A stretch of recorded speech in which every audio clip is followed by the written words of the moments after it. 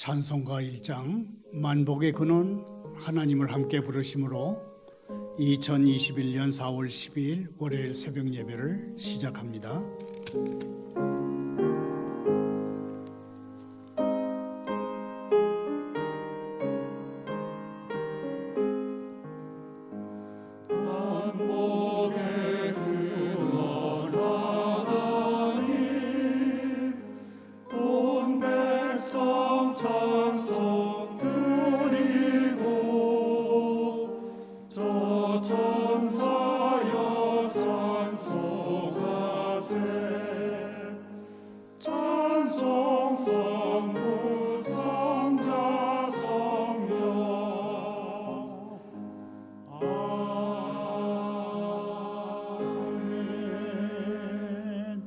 계속해서 312장 너 하나님께 이끌려 함께 부릅니다.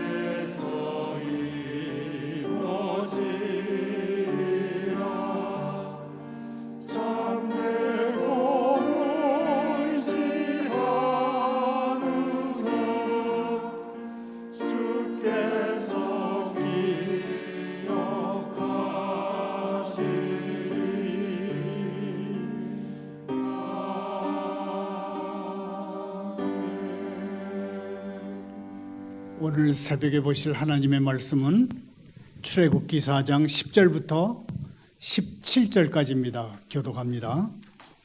모세가 여호와께 아뢰되 주여 나는 본래 말을 잘하지 못하는 자이니이다. 주께서 주의 종에게 명령하신 후에도 역시 그러하니 나는 입이 뻣뻣하고 혀가 둔한 자니이다. 여호와께서 그에게 이르시되 누가 사람의 입을 지었느냐 누가 말 못하는 자나 못 듣는 자나 눈 밝은 자나 맹이 되게 하였느냐 나 여호와가 아니냐. 이제 가라 내가 내 입과 함께 있어서 할 말을 가르치리라. 모세가 이르되 오 주여 보낼 만한 자를 보내소서. 여호와께서 모세를 향하여 노하여 이르시되 레위 사람 내 형 아론이 있지 아니하냐. 그가 말 잘하는 것을 내가 아노라. 그가 너를 만나러 나오나니 그가 너를 볼 때에 그의 마음이 기쁨이 있을 것이라. 너는 그에게 말하고 그의 입에 할 말을 주라. 내가 내 입과 그의 입에 함께 있어서 너희들이 행할 일을 가르치리라. 그가 너를 대신하여 백성에게 말할 것이니 그는 내 입을 대신할 것이요 너는 그에게 하나님같이 되리라. 너는 이 지팡이를 손에 잡고 이것으로 이적을 행할지니라. 아멘. 하나님 아버지,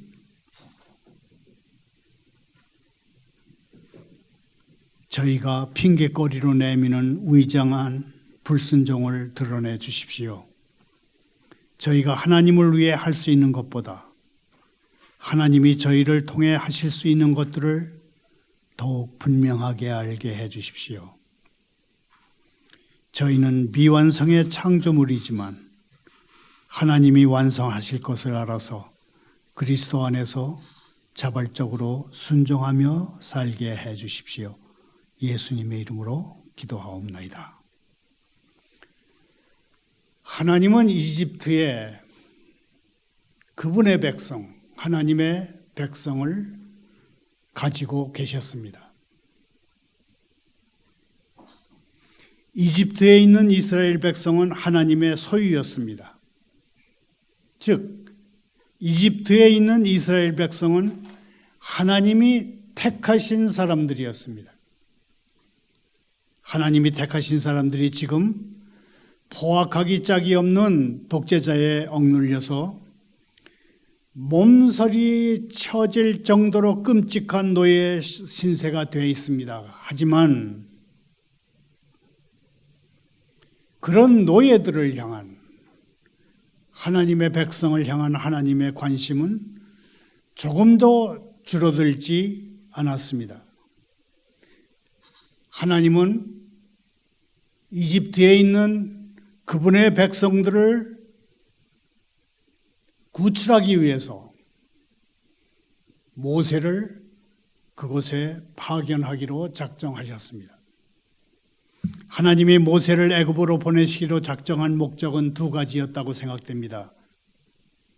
하나님이 모세를 애굽으로 보내시기로 작정한 목적 첫째는 이스라엘 자손을 그 세상 나라에서 끌어내서 하나님께 구별된 백성으로 만드시는 것이었습니다.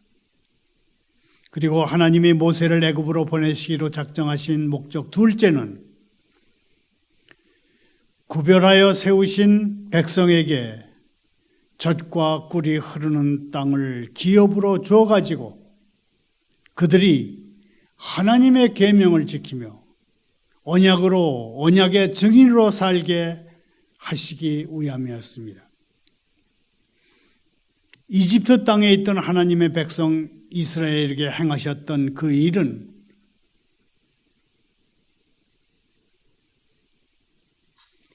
이스라엘 땅에, 이집트 땅에 있던 하나님의 백성에게 행하셨던 하나님이 행하셨던 그 일을 하나님은 지금도 온 세상에 흩어진 그분이 택하신 백성들을 향해서 똑같이 행하십니다.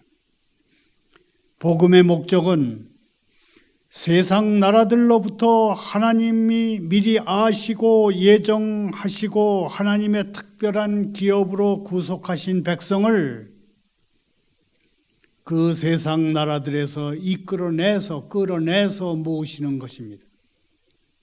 하나님은 하나님의 백성을 세상 나라에서 끌어내실 것이며 하나님께 이끌려 세상 나라에서 나온 하나님의 백성은 그야말로 특별한 신분을 갖는 구별된 백성이 될 것입니다. 민수기 23장 9절 하반절에 기록되어 있는 것처럼 하나님의 백성은 홀로 살 것입니다. 하나님은 그 백성을 여러 민족 중에 하나로 여기시지 않을 것입니다. 원오브댐이 아닙니다. 하나님의 백성은 홀로 살 것입니다. 어파트, 분리돼서 살 것입니다. 구별돼서 살 것입니다. 이 세상에 많은 나라가 있고 많은 민족이 있지만 그 중에 하나가 아닙니다.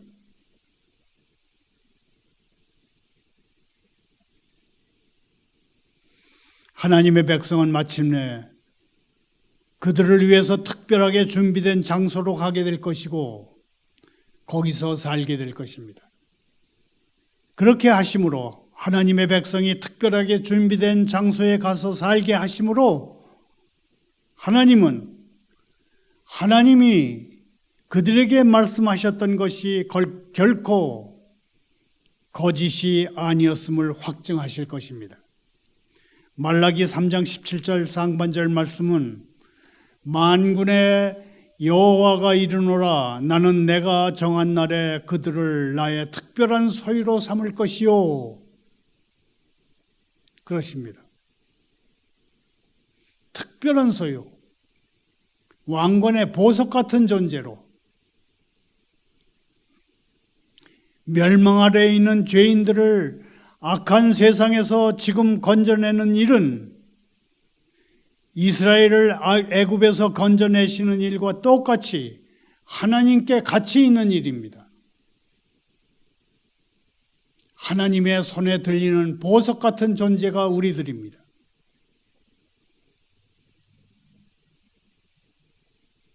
야곱의 자손을 독재자 파라오의 속박에서 풀어주신 여호와 하나님은 하나님의 손은 오늘날 사탄의 통치에서 우리를 구원하기 위해서 펼쳐집니다. 세상에서 하나님의 백성을 끌어내시는 과정에서 하나님은 애굽의 이스라엘 백성들의 예에서와 마찬가지로 특별하게 전문적인 도구가 아니라 일반적인 도구를 사용하십니다. 하나님은 모세가 스스로에게 그렇게 느꼈던 것처럼 그 일에 그다지 적합하지 않은 도구를 사용하실 수 있습니다. 그러나 그 일은 이루어지며 따라서 그 모든 영광과 존귀가 하나님께 드려지게 됩니다.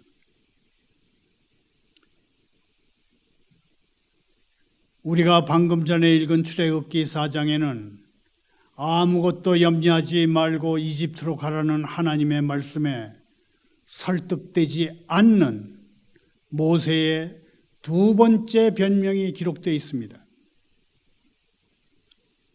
앞서 1절에서 모세는 자기가 이집트에 간다고 하더라도 거기에 있는 하나님의 백성 이스라엘이 자기 말을 듣지 않을 것이다. 그러니까 갈 수 없다. 그렇게 변명한 바 있습니다. 모세는 하나님의 이름과 하나님의 계획을 상당히 자세히 알게 됐음에도 불구하고 그에게는 이 매우 중요한 일을 하나님이 매우 중요하게 여기시는 일을 감당할 그런 확신이 없었던 것입니다. 심지어 그와 함께 하시리라는 하나님의 약속도 모세를 안정시키지 못했습니다. 모세는 심리적으로 위축된 사람이었습니다. 그랬던 모세가 10절에서는 또 다른 변명을 합니다. 모세가 이번에는 자신의 연약함을 핑계댑니다. 모세의 두 번째 핑계, 연약함이란 말을 잘 못하는 것, 입이 뻣뻣하고 혀가 둔한 것입니다. 저는 말을 잘 못하는 사람입니다.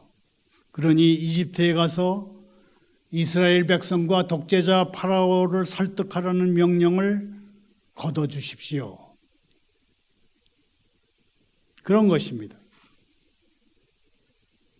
말을 잘 못합니다. 언변에 능하지 못합니다. 이 모세의 주장은 핑계일 수도 있고 핑계가 아닌 사실일 수도 있습니다. 사도행전 7장 22절에 보면 모세는 어렸을 때부터 이집트의 학문을, 왕궁에서 이집트 학문을 다 배워서 말과 행동에 뛰어난 인물이었습니다.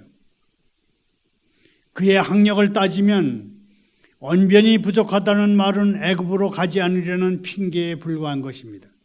하지만 70인역에서 모세가 실제로 말을 더듬었다는 해석이 있고, 그가 오랫동안 이집트를 떠나 살다 보니 이집트어를 잊어버렸음을 뜻하는 것이라는 주장도 있습니다. 지난 40년 동안 주로 홀로 벌판에서 산지에서 양치기로 짐승들하고만 살다 보니 파라오를 만났을 때에 필요한 협상력이나 외교력이 없어졌음을 이렇게 표현하는 것일 것이라고 말하는 사람들도 있습니다. 또 모세의 이 발언을 지나친 겸손으로 풀이하는 주석가들도 있습니다. 실제로는 그가 말을 잘함에도 불구하고 자신을 낮추는 것이 그가 속한 사회의 문화였다는 것입니다. 다양한 해석이 가능합니다. 그렇지만 모세가 말을 잘 못하는 이 약점으로 인해서 자신감을 상실한 것만은 분명해 보입니다. 어쨌든 지금까지 하나님이 모세에게 말씀하신 것과 하나님이 모세에게 기적으로 주신 것들의 미로 생각할 때 그의 논리와 발언은 너무나 유감스러운 것입니다.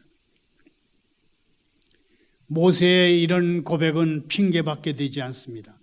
따라서 이제부터 하나님이 말씀하시는 방식에 조금씩 하나님이 실증을 느끼시는 표가 납니다. 하나님이 화가 섞인 발언을 하십니다. 모세가 앓고 있는 무기력증에 대한 처방은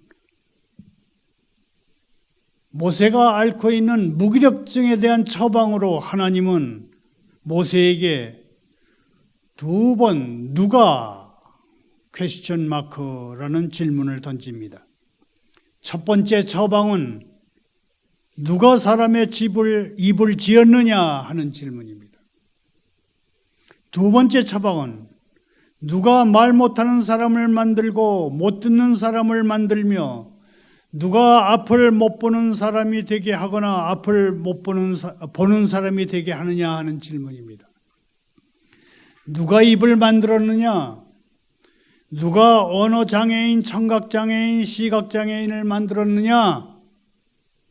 하신 두 개의 수사학적인 질문은 하나님의 절대 주권과 통치권을 강조하기 위해서 하신 말씀입니다. 사실 사람의 입을 창조하시고 눈을 만드신 전능하신 하나님께 말을 더듬거나 오랫동안 사용하지 않은 언어나 또는 슬기로운 말솜씨가 무슨 문제가 되겠습니까? 모세는 어리석어도 터무니없이 어리석은 문제를 지금 제기하고 있다고 생각됩니다. 하나님이 거듭 말씀하신 대로 모세는 파라오를 설득하는 일을 혼자 하는 것이 아닙니다. 오히려 하나님이 이 일을 혼자 하십니다. 그런데도 모세는 자신의 능력을 염려합니다. 어떤 때 우리들처럼 말입니다. 걱정하는 모세에게 하나님은 그를 도와주실 뿐만 아니라 그가 할 말까지 주실 것을 약속하십니다. 이제 가라. 내가 내 입과 함께 있어서 할 말을 가르치리라 그러십니다. 모세의 입과 함께 하시겠다고 약속하시는 것입니다. 우리는 여기서 하나님의 말씀과 하나님의 말씀을 대변하는 사람의 말의 관계를 생각해 봐야 합니다. 우선 강조하고자 하는 것은 하나님의 말씀을 대변하는 사람은 하나님의 말씀을 창의적으로 만들어내는 사람이 아니라는 것입니다. 자막을 따라 함께 읽어보겠습니다. 하나님의 말씀을 대변하는 사람은 하나님의 말씀을 창의적으로 만들어내는 사람이 아니다. 대변인은 자기 생각, 자기 판단을 말하는 사람이 아닙니다. 그냥 스포크스맨입니다. 하나님의 대변인은 단순히 하나님이 주신 말씀을 전합니다. 대변인이 창의력을 발휘해서 말을 만들어낸다면 그는 하나님의 대변인이라 할 수 없습니다. 주님의 종으로서, 대변인으로서 우리도 하나님이 성경을 통해 주신 말씀만 전하며 살아갈 수 있기를 소원합니다. 13절 이하에서 보듯이 모세는 자신이 제기한 문제들에 대한 하나님의 해결책과 선택 가능한 것들에 대해서 전혀 설득되지 않습니다. 모세의 귀는 어느새 소기가 되었습니다.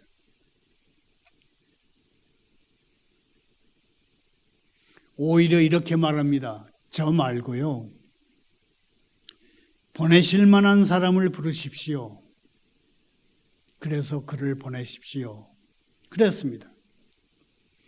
지금까지 모세는 4차례나 변명을 늘어놓으면서 하나님이 부르시는 명령을 받아들이지 않았습니다. 하나님이 얼마나 오래 참으시는지를 시험하고 있는 것 같습니다. 그러나 다행하게도 하나님은 이런 모세를 마다하지 않으시고 계속 능력과 약속으로 설득하십니다.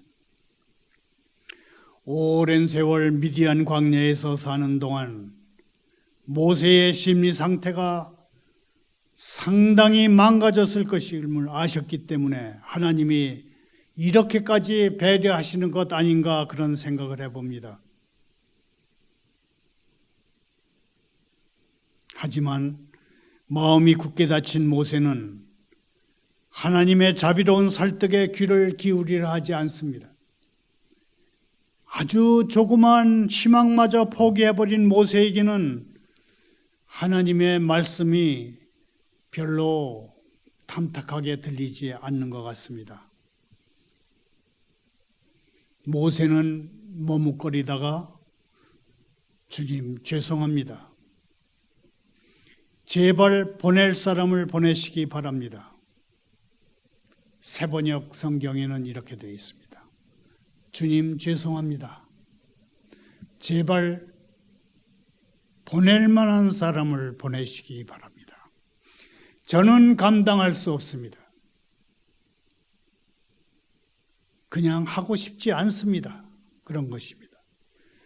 하나님의 부르심 앞에서 모세가 그랬던 태도를 보이는 신자들이 많습니다. 왜 하필 접니까? 그러면서 화를 내는 사람들도 있습니다. 다른 사람을 보내십시오. 그럽니다. 저만 아니면 되지 않습니까? 그러는 것입니다. 이는 하나님의 주권적 선택에 항의하는 것입니다. 우리는 하나님의 구원의 선택에 이렇게 항의할 수 없습니다. 모세의 계속된 불순종은 마지막에 가서 하나님의 분노를 불러옵니다. 하나님은 이미 그의 형 아론을 도우미로 준비해 놓으셨음을 알리십니다. 하나님은 모세가 약점으로 생각하는 부분을 형 아론이 준비하도록 하셨습니다. 모세를 대신해서 아론이 백성에게 말하게 하심으로 아론은 모세의 입을 대신하게 하시고 참으로 놀랍고 황공하게도 모세는 아론에게 하나님같이 되리라고 말씀하십니다. 하나님은 우리를 그냥 보내시지 않습니다. 우리가 사역을 감당할 수 있도록 우리를 위해 준비하시면서 이끄십니다. 내가 모든 것을 책임져야 한다고 생각한다면 두려울 수밖에 없습니다. 모든 것을 내가 책임져야 하니 두려울 수밖에 없다고 하는 것은 잘못된 태도입니다. 그렇게 우리는 믿음으로 나가야 합니다. 이쯤에서 우리는 머뭇거리며 핑계대는 모세의 입장에서 하나님께 이런 질문을 던질 수도 있을 것입니다.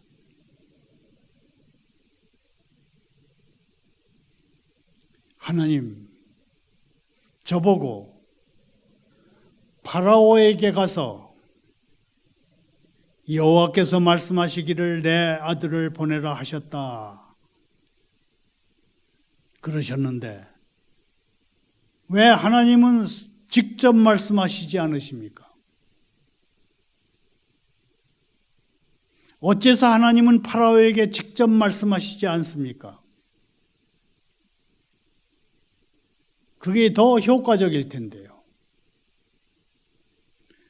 왜 하나님은 파라오에게 하나님의 말씀을 전하시기 위해서 모세를 선택해서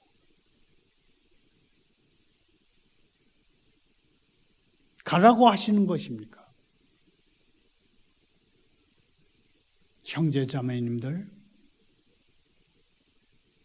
만일 하나님이 파라오에게 직접 말씀하셨다면 파라오는 소스라쳐 놀라면서 즉각 신적인 명령에 굴복했을 것입니다.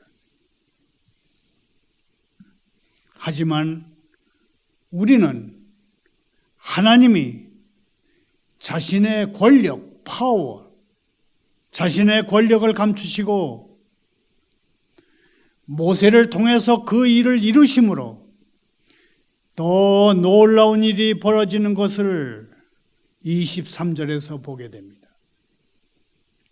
하나님은 모든 죄인에게 직접 말씀하실 수 있고 직접 말씀하심으로 모든 죄인을 일시에 구원하실 수 있습니다. 하나님이 그렇게 하시고자 한다면 말입니다. 그러나 하나님은 직접 말씀하시는 대신에 하나님은 직접 구원하시는 대신에 하나님의 사랑을 이미 맛본 연약한 우리를 선택하시고 우리에게 그대는 가서 나의 음성이 돼서 나를 위해 일하라. 그렇게 말씀하시기를 기뻐하십니다. 하나님이 기뻐하시는 대로 하시는 것입니다.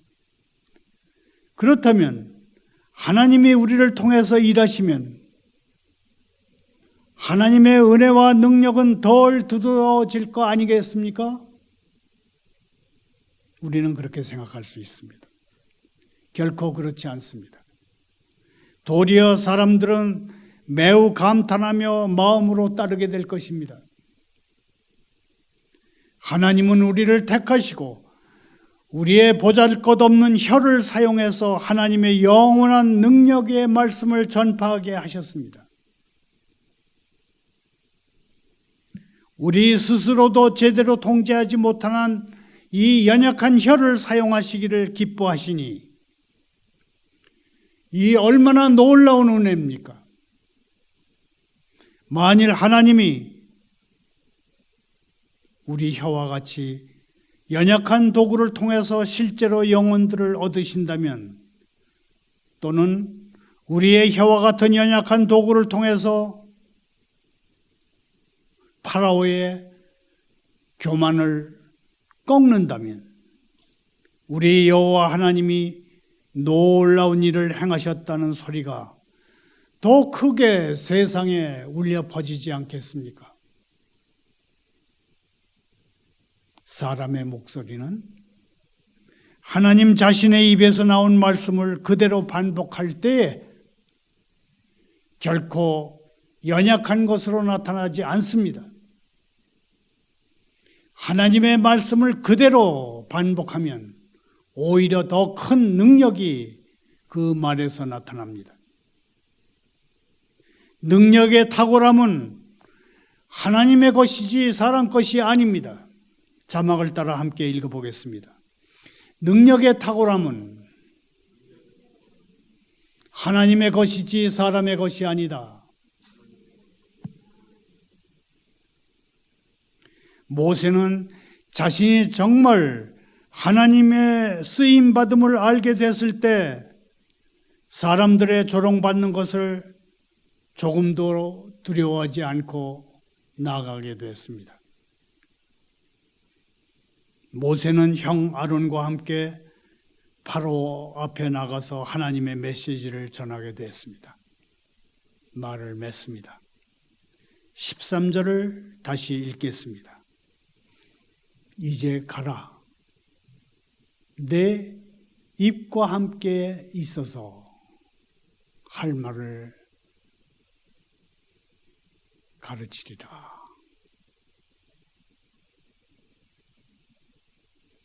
하나님의 능력이 없다면 사람의 목소리는 아무것도 아닙니다. nothing입니다. 모세의 음성 속에 파라오를 괴롭힐 하나님의 능력이 없었다면 모세의 음성은 아무런 유의미한 결과를 이끌어내지 못했을 것입니다. 하나님의 능력이 실렸을 때 모세의 음성은 죄로 얼룩진 이집트 땅을 10가지 무시무시한 재앙으로 가득 차게 했습니다. 또한 하나님은 모든 대적하는 것들을 그르치게 만드는 방법을 아십니다. 이스라엘이 이집트에서 나올 때 강아지 한 마리조차도 하나님의 백성을 향해서 짖지 않았습니다.